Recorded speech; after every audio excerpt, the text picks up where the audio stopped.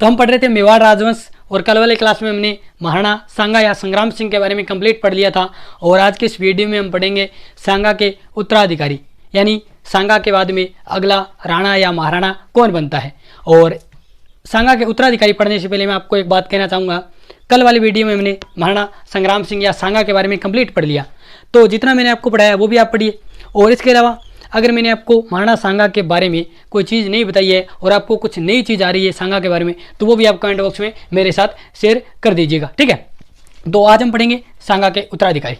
तो सांगा के उत्तराधिकारी यानी सांगा के बाद में अगला राणा कौन बना, तो ये हमें तभी पता चलेगा जब हमें सांगा की रानियों के बारे में पता होगा और उनसे उत्पन्न संतानों के बारे में पता होगा, तभी हम डिसाइड करेंगे कि अगला राणा कौन बनेगा, ठीक है।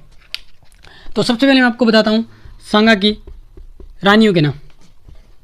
सांगा की वैसे तो बहुत सारी रानियाँ थी, लेकिन हमें 3 रानियों के नाम मुख्य रूप से याद रखने हैं, ठीक है। तो पहली रानी थी कंवर बाई, दूसरी रानी थी धन कंवर, और तीसरी रानी हाड़ी रानी कर्मावती,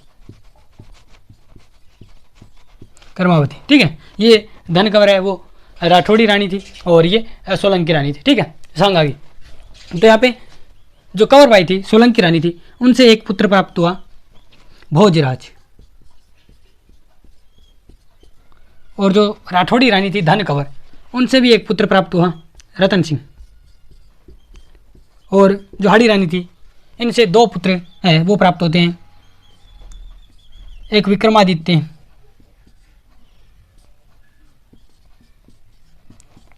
दूसरा उदय सिंह। विक्रमादित्य थोड़ा बड़ा था और उदय सिंह छोटा था, ठीक है। तो सबसे पहले पढ़ेंगे हम भोजराज के बारे में। ये वही भोजराज हैं जिनका विवाह मेड़ता के राव दूधा की पोती और रतन सिंह यानी जो मेड़ता के थे उनकी पुत्री मीराबाई के साथ इनका विवाह हुआ था, इनका भोजराज का। तो भोजराज की जो पत्नी थी वो थी मीराबाई, ठीक है। तो कहते हैं कि जब भोजराज और मीराबाई का विवाह हुआ था, विवाह के 7 वर्ष बाद भोजराज की मृत्यु हो जाती है, यानी ये खानवा युद्ध में, यानी खानवा युद्ध हमने कल वाले वीडियो में पढ़ा था, तो उसमें खानवा युद्ध में भोजराज की मृत्यु हो जाती है, ठीक है। और मीराबाई के बारे में हम कभी सेपरेट पढ़ेंगे। यहाँ पे हम मेवाड़ राजवंश पढ़ रहे हैं, तो हमें इतना पता होना चाहिए कि मीराबाई भोजराज की पत्नी थी। भोजराज राणा सांगा के पुत्र थे और इनकी शादी है वो मीराबाई से हुई थी, और भोजराज है वो खानवा युद्ध में वीर गति को प्राप्त हुए थे। और मीराबाई आप सभी जानते हैं जिन्हें राजस्थान की राजा कहा जाता है, और ये अंतिम समय में गुजरात चली जाती है और वहाँ पे रणछोड़ मंदिर में वहाँ पे विलीन हो जाती है, फिर हम कह सकते हैं कि इनकी मृत्यु हो जाती है, ठीक है। तो भोजराज के बारे में कंप्लीट आपको पता चल गया, यानी ये खानवा युद्ध में मारे जाते हैं, तो ये अगले उत्तराधिकारी नहीं होंगे क्योंकि इनकी मृत्यु हो चुकी है। अब हम आते हैं रतन सिंह पे, यानी रतन सिंह पे आते हैं। तो रतन सिंह है वो क्या बनता है, राणा बनता है, ठीक है। यानी मैंने आपको बताया था सांगा का शासनकाल 1509 से 1528, ठीक है। तब सांगा के बाद में जो सांगा का पुत्र जो राणा बनता है वो था राणा रतन सिंह, ठीक है। एक हमने पढ़ा था राहुल रतन सिंह, ठीक है, दोनों क्लियर हो रहे हैं। एक राहुल रतन सिंह है, एक राणा रतन सिंह है, ठीक है। वो राहुल शाखा के अंतिम शासक थे और ये इधर सिसोदियों में राणा थे, ठीक है। तो ये अगले राणा बनते हैं, और एक बार ये चार्ट आप देख लीजिएगा, स्क्रीनशॉट लेना चाहिए तो आप स्क्रीनशॉट ले सकते हैं, ठीक है। तो अब मैं आपको पढ़ाता हूँ राणा रतन सिंह के बारे में। अब 1528 में तो 30 जनवरी 1528 को सांगा की मृत्यु हो जाती है, और 1528 में जो राणा रतन सिंह है वो शासक बनता है, राणा बनता है, राणा रतन सिंह। इनका शासनकाल 1528 से 31 तक है, 3 साल ये राजा रहा था, ठीक है। तो यहाँ पे राणा रतन सिंह के बारे में ज़्यादा कुछ नहीं है, कहानियाँ हैं, कहानियाँ मैं आपको बता देता हूँ। तो राणा रतन सिंह राणा बन गया, और जो हाड़ी रानी कर्मावती थी उनके 2 पुत्र थे, विक्रमादित्य और उदय सिंह। वो रहते थे रणथंभौर। रणथंभौर जागीर है वो कर्मावती के कहने पर सांगा ने विक्रमादित्य और उदय सिंह को दी थी। ठीक है, यानी जो कर्मावती थी वो कहाँ पे रहती थी? रणथंभौर। ठीक है, वहाँ पे विक्रमादित्य और उदय सिंह दोनों रहते थे। ठीक है, इनके साथ। तो जब सांगा ने, यानी सांगा की उस समय मृत्यु नहीं हुई थी, उस समय ये जागीर सांगा ने विक्रमादित्य और उदय सिंह को दी थी। ठीक है, उस समय रतन सिंह चाहता था कि जो रणथंभौर की जागीर है वो इन दोनों को न मिले, और लेकिन सांगा ने फिर भी रतन सिंह की, यानी रतन सिंह चाहता था कि ये रणथंभौर जो जागीर है वो उदय सिंह और विक्रमादित्य को न मिले, लेकिन इसके खिलाफ सांगा ने ये जागीर है वो किसको दे दी थी? विक्रमादित्य और उदय सिंह को दे दी थी। ठीक है, तो अब जैसे ही रतन सिंह राणा बना सांगा की मृत्यु के बाद, तो ये इस रियासत को, यानी सॉरी इस जागीर को, रणथंभौर जागीर को छीनना चाहता था। ये रणथंभौर जागीर छीनना क्यों चाहता था? तो उस समय इसकी जो आय थी वो 50-60 लाख थी। ठीक है, ये मतलब काफ़ी धन संपदा वाली जागीर थी। ठीक है, तो इस कारण रतन सिंह इसको हथियाना चाहता था, इस पर कब्जा करना चाहता था।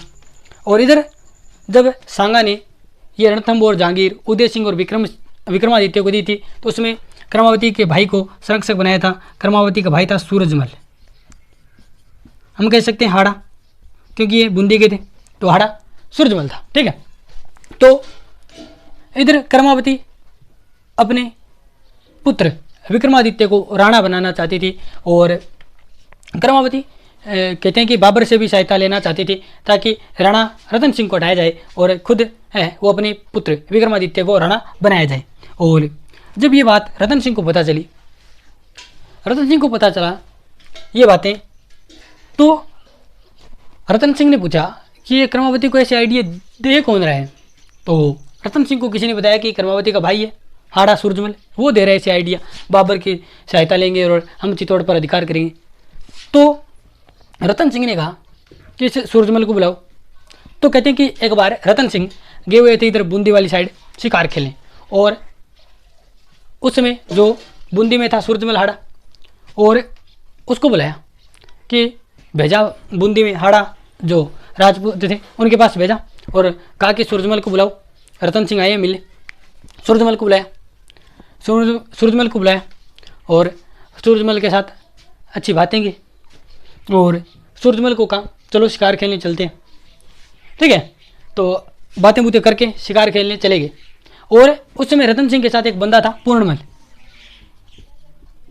से रतन सिंह ने कहा कि मार दे सूरजमल को। तो रतन सिंह जो पूर्णमल है वो अपना डरे। ठीक है, और सूरजमल को ये मार नहीं पाया, और दोनों शिकार खेलने गए थे। शिकार के बहाने से रतन सिंह सूरजमल को मारना चाहता था, पूर्णमल को कहता है कि इसको मार दे, लेकिन पूर्णमल है वो नहीं मार पाया सूरजमल को। फिर रतन सिंह है वो सूरजमल पर वार करते हैं, और दोनों के मध्य वहाँ पे युद्ध हो जाता है, यानी दोनों शिकार खेलने गए हुए थे, दोनों के मध्य युद्ध हो जाता है, और दोनों ही मारे जाते हैं। रतन सिंह भी मारा जाता है और सूरजमल भी मारा जाता है। ठीक है, यहाँ पे याद रखिएगा ये बातें हुई। अब राजा कौन बनेगा अगला, यानी राणा कौन बनेगा? रतन सिंह की तो मृत्यु हो गई 1531 में, तो यहाँ पे विक्रमादित्य। अब विक्रमादित्य क्या है? अगला राणा बनता है।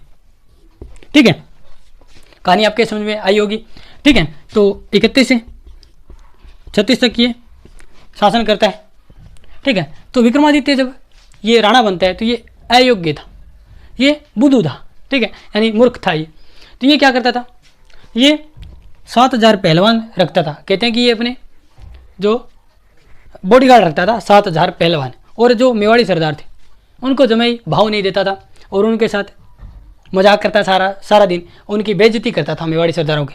तो मेवाड़ी सरदार इससे तंग आ जाते हैं, और मेवाड़ी सरदार चले जाते हैं अपने ठिकाने, यानी सभी के ठिकाने होते, जैसे सलूम्बर ठिकाना था, आमेर था, देवगढ़ था, इस प्रकार यानी सारे वहाँ पे अपने अपने ठिकानों में चले गए सरदार थे जो मेवाड़ी सरदार थे।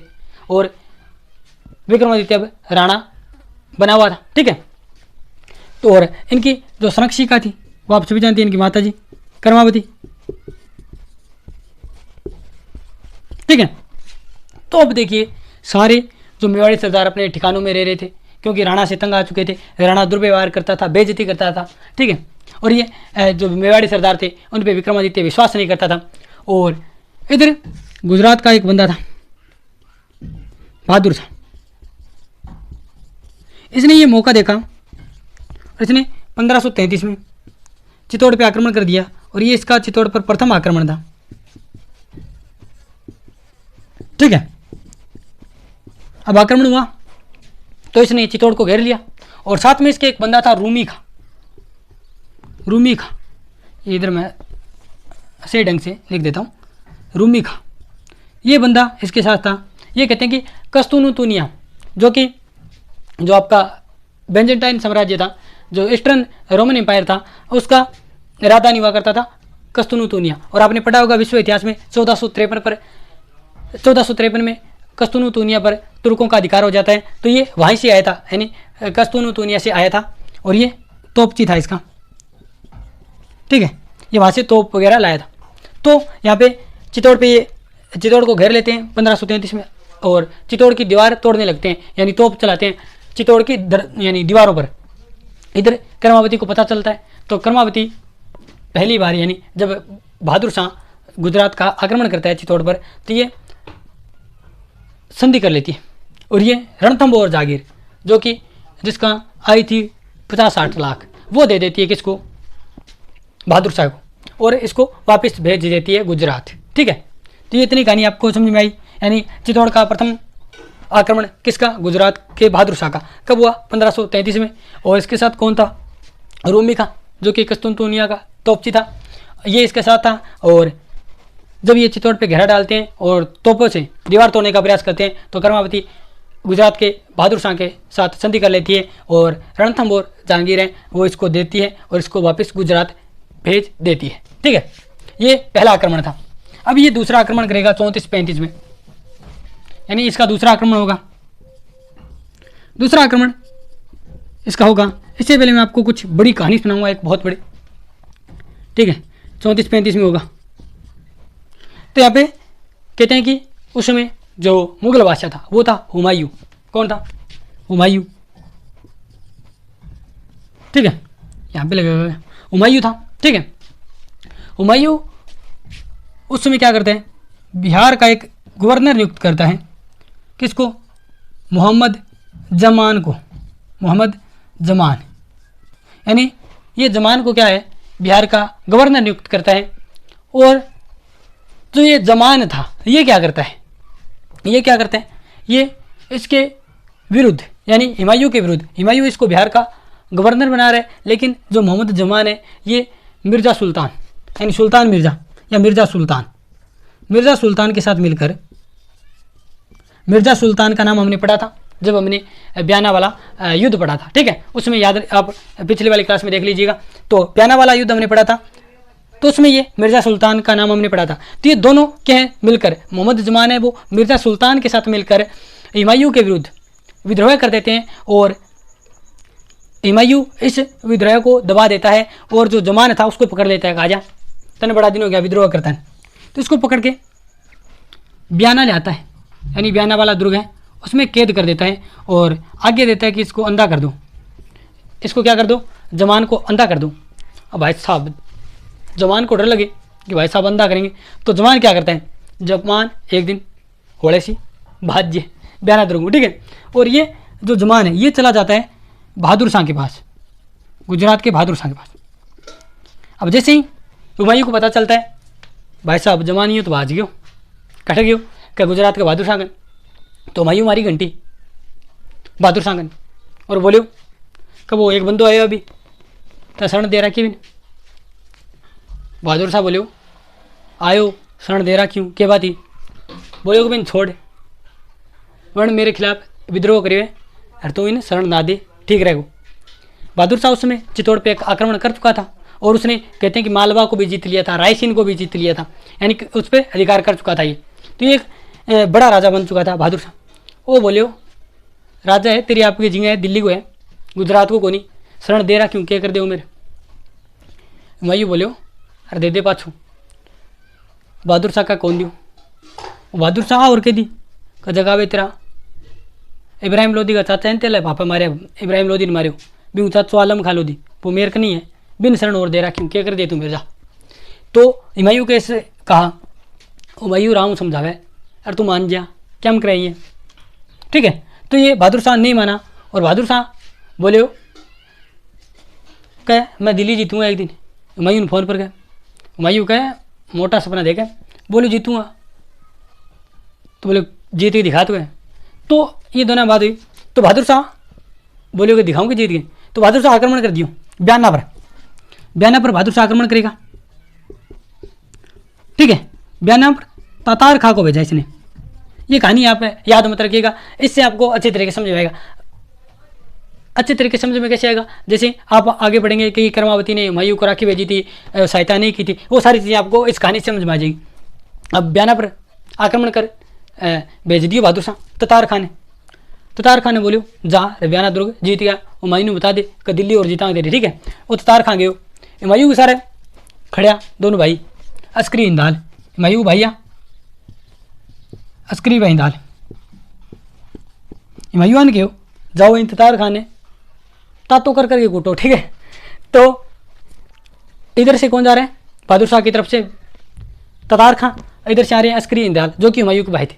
दोनों आए और दोनों ने तातार खां को मंडरायल दुर्ग जो कि करौली में पड़ता है वहाँ पे इसको भगा के मारा और यहाँ पे कूट के इसकी हत्या कर दी। किसकी? तातार खां की। मंडरायल दुर्ग करौली में, ये करौली में पड़ता है मंडरायल दुर्ग। और आपने पढ़ा होगा कि इसे ग्वालियर दुर्ग की कुंजी भी कहा जाता है। शानदार क्वेश्चन बनता है कि ग्वालियर दुर्ग की कुंजी किस दुर्ग को कहा जाता है, तो ये मंडरायल दुर्ग करौली वाले को कहा जाता है ग्वालियर दुर्ग की कुंजी। ठीक है, तो यहाँ पे तातार खां को कौन मार देता है? अस्करी बाइंदाल। और हुमायूं मारा फोन का भी कौन देगे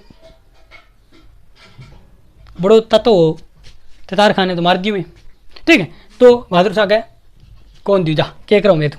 ठीक है, तो यहाँ पे दोनों के मध्य युद्ध हुआ। ठीक है, ये युद्ध खत्म हुआ। अब इधर से क्या किया बहादुर शाह ने, हुमायूं अब आक्रमण करेगा किस पे? बहादुर शाह पे। ठीक है, यानी इधर अब जीता कौन? तो हुमायूं आक्रमण करेगा किस पे? बहादुर शाह पे। ठीक है, और हुमायूं फोन करके बहादुर शाह कहो नहीं दिल्ली जीता अब आऊँ मैं गुजरात तेरे बताऊंगा। ठीक है, तो हुमायूं चलेगा और इधर बहादुर शाह को लगेगा डर, यानी बहादुर शाह को डर लगा। बहादुर शाह सोचो आगे तो मारे वो। तो बहादुर शाह क्या किया? बहादुर शाह ने सोचा कि आप चित्तौड़ पे आक्रमण कर देते हैं और चित्तौड़ के एक सुरक्षित दुर्ग है, बड़ा दुर्ग है, स्टोरेज यानी भंडारण की सारी सुविधाएं हैं, वहाँ पे अन्न जल सारा भंडारण करके रख सकते हैं और हुमायूं के विरुद्ध लड़ सकते हैं। तो बहादुर शाह सुरक्षा की दृष्टि से क्या सोचता है, वो चित्तौड़ पर आक्रमण करता है, यानी हम चित्तौड़ पे आक्रमण करके चित्तौड़ पे कब्जा कर लेंगे और फिर हम हुमायूं के साथ लड़ेंगे। तो बहादुर शाह दूसरा आक्रमण करता है 34-35 में चित्तौड़ पर। और मैंने आपको फिर से बताया था कि जो आक्रमण करेगा तो उसमें जो मेवाड़ी सरदार थे वो तो आपके ठिकाने बैठे थे, क्योंकि विक्रमादित्य का जो व्यवहार था वो अच्छा नहीं था और 4 दिन बापड़ा में बेइज्जती करते तो वे सर आपका ठिकाने जाए बैठे। ठीक है, तो अब बहादुर शाह आक्रमण करेगा चित्तौड़ पे और साथ में कौन? रूमी खां। ये मैं मिटो रहा हूँ एक बार। रूमी खां जो कि कस्तूतूनिया का था, रूमी खां तोपची था, ये साथ में। और रूमी खां ने बुलाया बहादुर शाह कितने चित्तौड़ देंगा तुम्हें करे मान की करके चित्तौड़ जितवा जे। ठीक है, तो आक्रमण करता है और अब बहादुर शाह आक्रमण करते हैं तो विक्रमादित्य अकेला और साथ में कोई नहीं, क्योंकि जो मेवाड़ी सरदार थे वो तो अपने अपने ठिकानों बैठे थे। तो उसमें कर्मावती लिखती है मेवाड़ी सरदारों को, सारों को बुलाती है और कहती है विक्रमादित्य इसमें तो कुछ नहीं है, लक्षण तो है नहीं इसमें, तो अब ये जो चित्तौड़ है वो मैं आपको सौंप रही हूँ। ठीक है, किसको सौंप रही हूँ? आपको सौंप रही हूँ। और आप अगर अधिकार करें तो चित्तौड़ पर अधिकार कर ले, नहीं अगर आप नहीं करेंगे अधिकार तो ये शत्रुओं के पास जाएगा। और अब आपको इस चित्तौड़ के दुर्ग की रक्षा की जिम्मेदारी मैं आपको सौंपती हूँ। कर्मावती ऐसे कहती है सरदारों को। और अगर आप भी जिम्मेदारी नहीं लेते हैं तो ये जो दुर्ग है वो शत्रु जीत लेंगे और इससे हमारा जो अपकीर्ति होगी, ठीक है, हमारा अपमान होगा। ठीक है, तो इस प्रकार जब कर्मावती भाषण देती है तो सारे सरदारों में जो देश प्रेम की जो मातृ प्रेम था, ठीक है, अपनी मातृभूमि के प्रेम है वो उमड़ जाता है और सारे मेवाड़ी सरदार है वो तैयार हो जाते हैं लड़ने के लिए। और बाघ सिंह जो कि देवलिया के थे, जिन्हें देवलिया दीवान कहते हैं, उनको अपना नेता मानते हैं। सारे सरदार जितने भी ठिकानों के सरदार थे, वो सारे अपना नेता यानी नेतृत्वकर्ता किसको बनाते हैं, तो बाघ सिंह। बाघ सिंह कहाँ के थे, तो देवलिया, वर्तमान हम कह सकते हैं प्रतापगढ़। इनको देवलिया दीवान भी कहते हैं, ठीक है। तो इनको नेता बनाते हैं और नेतृत्व इनको सौंपते हैं। और जो कर्मावती है वो जो अपने पुत्र थे विक्रमादित्य और उदय सिंह, उनको अपने ननिहाल यानी अपने विक्रमादित्य और उदय सिंह के ननिहाल बूंदी भेज देती है, ठीक है, अपने पीहर भेज देती है, ठीक है। किसको, उदय सिंह और विक्रमादित्य को। और कर्मावती यहाँ पे चित्तौड़ दुर्ग में मौजूद रहती है। अब इधर से बहादुर शाह का आक्रमण होता है। बहादुर शाह के साथ रूमी खां था, ठीक है, और आके चित्तौड़ को घेरा डालते हैं और तोपों की यानी तोपों से क्या करते हैं, बारिश करने लगते हैं, यानी गोले बरसाने लगते हैं। और साथ में कहते हैं कि यूरोपियन अफसर और था, वैसे मैं आपको बता देता हूँ, ये इसका नाम था पुर्तगीज,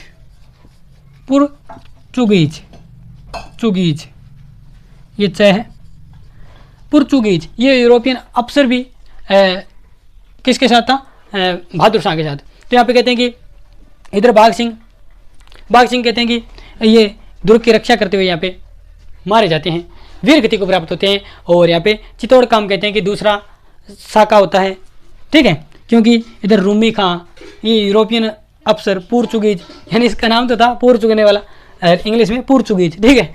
तो ये आते हैं और यहाँ पे आक्रमण करते हैं। और चित्तौड़ का दूसरा शाखा होता है मार्च 35 में, यानी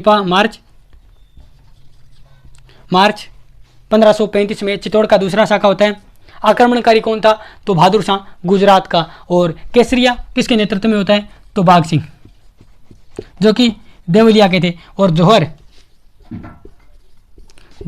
हाड़ी रानी कर्मावती के नेतृत्व में ये दूसरा आक्रमण था। और कहते हैं कि जो ख्यात हैं उनसे हमें जानकारी मिलती है कि उस समय कर्मावती के साथ 13,000 अन्य रानियों ने भी जौहर किया था। और इस युद्ध में 32,000 जो राजपूत सैनिक थे वो वीर गति को प्राप्त होते हैं।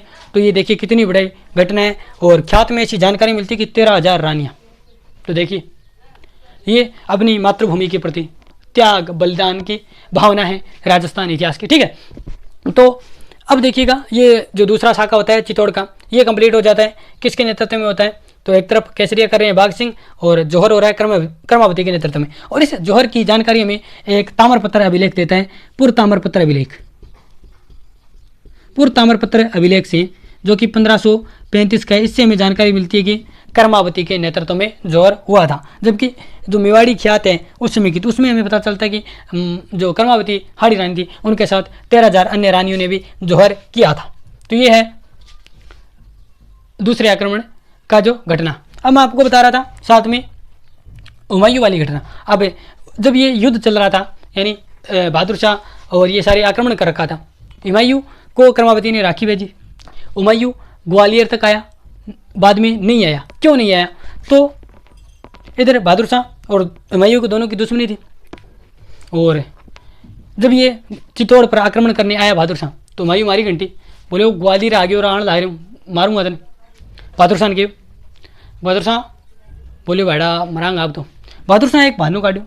बहादुर शाह बोले देख आप दोनों मुस्लिम भाइयाँ, और वो युद्ध को नहीं, वो जिहाद है, धर्म युद्ध है।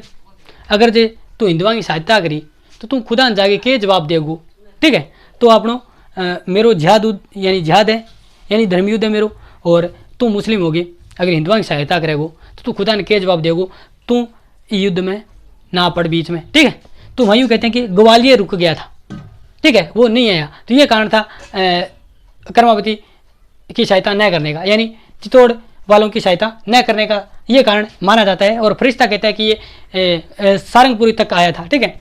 ये कहानियाँ इतिहास की, ठीक है। तो यहाँ पे नहीं आया। अब जैसे ही ये चित्तौड़ पर कब्जा हुआ किसका, बहादुर शाह का, ठीक है। तो बहादुर शाह ने रूमी खां से वादा किया था कि तने चित्तौड़ दूंगा। बहादुर शाह 4-5 दिन तो रूमी खां ने बिठाए रखी चित्तौड़ में, बाद में बात जाड़ू कस्त तो नहीं बाजे तार कौन बनाओ तने, ठीक है। तो रूमी खां ने कहते हैं कि हुमायूं को बुला लिया। हुमायूं ने गुप्त पत्र लिखो, कड़े बहादुर शाह पर आक्रमण कर ले, चित्तौड़ घणो ही मोटो है, ये पर आक्रमण करके ये पर अधिकार कर ले। तो अब हुमायूं फिर से आक्रमण करेगा किस पे? बहादुर शाह पे। ठीक है, बहादुर शाह पे ये आक्रमण करता है और भाई बात हुमायूं मारी घंटी बहादुर शाह हाँ बोल का आन लागरी में आक्रमण कर मंदसौर खड़े माजा दमे तो बहादुर शाह कल आयो मंदसौर, बहादुर शाह गयो मंदसौर, मंदसौर एमपी में जगह पड़ जानता है। बहादुर शाह देखियो हुमायूं सेना ले खड़ी बड़ सारी, भाई साहब बठू भाजो बहादुर शाह मंदसौर सीधो मांडू गयो हुमायूं ले रहे तो भाज गयो आगे चंपानेर भाज गयो, चंपानेर हुमायूं गयो ले रहे तो भाज गयो पुर्तगालियान। और बाद में पुर्तगालियान का संधि करण गयो, पुर्तगालियां बोलियो अठेकण संधि करें आपणो अरब सागर है, अब ब्लू वाटर पॉलिसी चलावा, अरब सागर सारो आपणो ही है, आजा शिप में बैठ गए बट कोई पार्टी करांगा, लेटल पैंक मारांगा, बाद में तेरी बात सुनांगा। तो कहते हैं कि जब ये संधि करने वहाँ पे पुर्तगालियों से गया था तो कहते हैं कि इसको पुर्तगालियों ने पानी में डुबो के मार दिया था, किसको? बहादुर शाह को। तो ये सारी घटनाक्रम है। ठीक है, उसके बाद में देखिएगा अब इतनी सभी बातें हो गई। अब विक्रमादित्य भाई साहब को फिर से राजा बनाया गया, राणा बन गया विक्रमादित्य।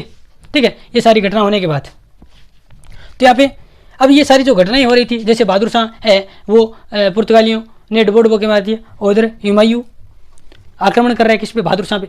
तो इसका फायदा उठा के जो अन्य मेवाड़ी सरदार थे उन्होंने क्या किया? उन्होंने चित्तौड़ पे पीछे से फिर से कब्जा कर लिया और फिर से अधिकार कर लिया और विक्रमादित्य फिर से राणा बन गया। अब भाई साहब विक्रमादित्य राणा बन गया, राणा बना तो इसके फिर यानी वही वाले लक्षण, यानी पहला लक्षण कर दो वही लक्षण करे। ठीक है, और फिर जो मेवाड़ी सरदार बाग साहब दुर्व्यवहार करो। अब कल मेवाड़ी सरदार बोलिया कोनिया में हो, अब तो युद्ध हो जाओ तो क्यों हो जाओ, मैं हमारे ठिकाने में जाऊँ आ जावान कोई काला। ठीक है, इस प्रकार की बात अठा हुई। विक्रमादित्य को राणा बना हुआ था। और अब कहते हैं कि उडना राजकुमार पृथ्वीराज की एक दासी थी, पासवान थी, पासवान। ठीक है, तो पासवान एक रानी थी, दासी थी किसकी? उडना राजकुमार पृथ्वीराज। ठीक है, रानी दासी थी, पासवान कह सकते हैं, पासवान। और उडना पृथ्वीराज की जो दासी पासवान रानी थी उससे उत्पन्न संतान थी बनवीर। ठीक है, बनवीर। तो बनवीर ने क्या किया? विक्रमादित्य की हत्या कर दी और ये खुद राणा बन गया। और इसने कहते हैं कि उदय सिंह जो कि छोटा भाई था विक्रमादित्य का, उसको भी मारने का प्रयास किया, लेकिन यहाँ पे पन्नाध्यायी ने अपने पुत्र चंदन का बलिदान दे दिया। यानी जब बनवीर लाल पीला होकर गुस्से में उदय सिंह के कमरे में जाता है तो उस समय पन्नाध्यायी क्या करती है?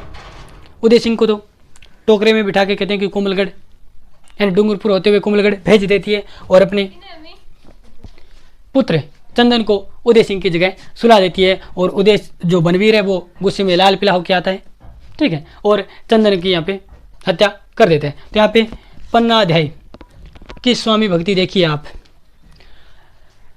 पन्नाध्यायी ने अपना जो मातृ प्रेम है यानी अपना बच्चे के प्रति ममता होता है, ममता भाव होता है, उसको त्याग कर अपने स्वामी की रक्षा की। ये कितनी बड़ी बात है और ये विश्व में एकमात्र उदाहरण है। आप विश्व का इतिहास पढ़ लीजिएगा, यहाँ पे ऐसा उदाहरण विश्व में कहीं नहीं मिलता जैसा उदाहरण यहाँ पे मिलता है कि पन्नाध्यायी ने अपने पुत्र चंदन की हत्या स्वीकार कर ली और अपने स्वामी भक्ति के कारण यानी अपने स्वामी की रक्षा के लिए पन्नाध्यायी ने अपने पुत्र चंदन का बलिदान दे दिया, अपने ममतव को मार दिया। और आप सभी जानते हैं कि अपनी एक जो माता का अपने पुत्र के प्रति कितना प्रेम होता है, तो उसको भी उन्होंने मार दिया और अपने स्वामी के प्रति है ये इतना बड़ा बलिदान और त्याग दिया।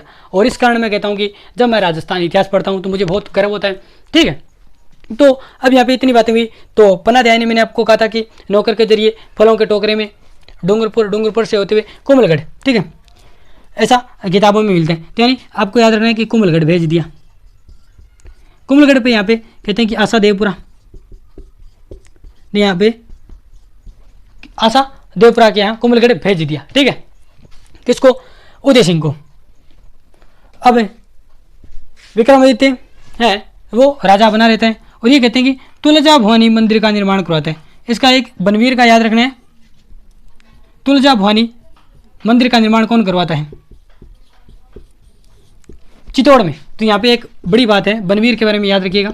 बनवीर जब राजा बनता है 37 में, ये 37 में ये राजा बनता है, 40 तक रहता है। तो ये तुलजा भवानी का मंदिर बनाता है, कहाँ पे? चित्तौड़ में। और तुलजा भवानी छत्रपति महाराज शिवाजी की कुल देवी भी मानी जाती है। ठीक है, तो याद रखिएगा बनवीर द्वारा यह मंदिर बनाया जाता है। उसके बाद में देखिएगा जब उदय सिंह बड़ा होता है धीरे धीरे और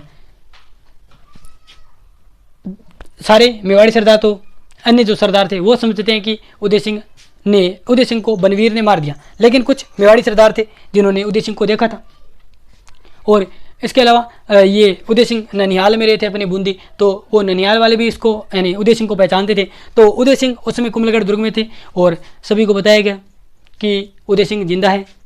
तो कईयों ने विश्वास नहीं किया, लेकिन कई जो मेवाड़ी सरदार अभी मैंने आपको बताया था वो उदय सिंह को जानते थे, क्योंकि उदय सिंह की शक्ल पहचानते थे और ये ननिहाल बूंदी रहे थे वो भी पहचानते थे।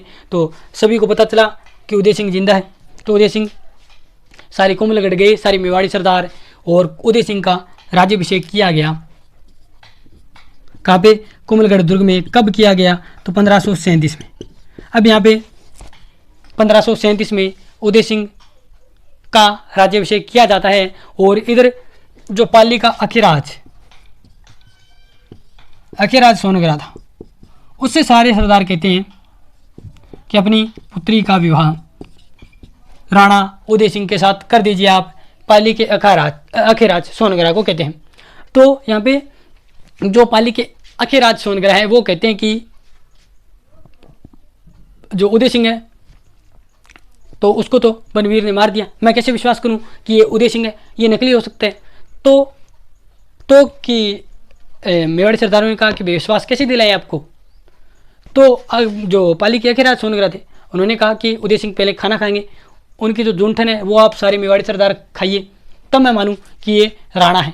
तो ये परंपरा मेवाड़ में उस समय से चली आ रही है। ठीक है, तो ये सारी चीज़ें हुई और सारे जो मेवाड़ी सरदार थे उन्होंने राणा उदय सिंह का जूठा खाया। और उसके बाद में अखिराज सोनगरा जो कि पाली के थे उन्होंने अपनी पुत्री जयवंताबाई, जो कि महाराणा प्रताप की माता जी थी, उनकी जो शादी है वो किसके साथ कर दी? उदय सिंह के साथ कर दी, यानी जयवंताबाई। ठीक है, तो अब 37 के बाद ये 40 में चित्तौड़ को घेरते हैं। उस समय चित्तौड़ का जो राणा बना हुआ था वो बनवीर था, और बनवीर को ये क्या करते हैं? हराते हैं।